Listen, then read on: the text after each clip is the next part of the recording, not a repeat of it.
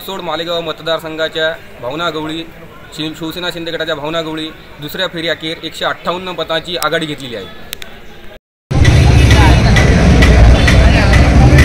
या ठिकाणी मतमोजणी चालू आहे।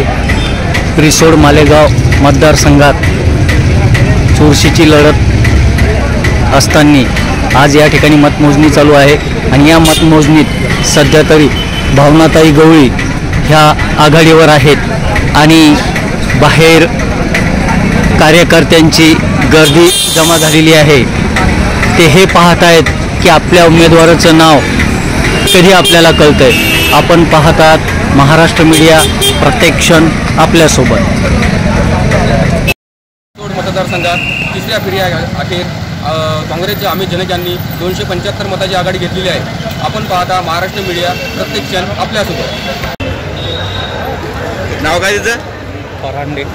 नाव मच्छिंद्रनाथ परांडे।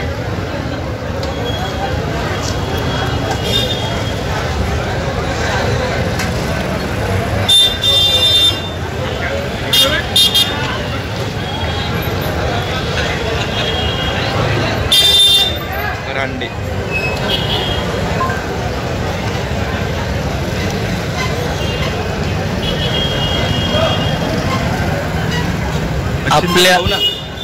आपल्या इच्छुक उमेदवारांचा रिझल्ट ऐकण्यासाठी इथे कार्यकर्त्यांची वर्दळ झालेली आहे।